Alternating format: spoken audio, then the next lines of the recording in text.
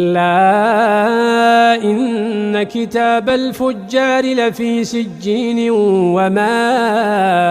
أدراك ما سجين كتاب مرقوم ويل يومئذ للمكذبين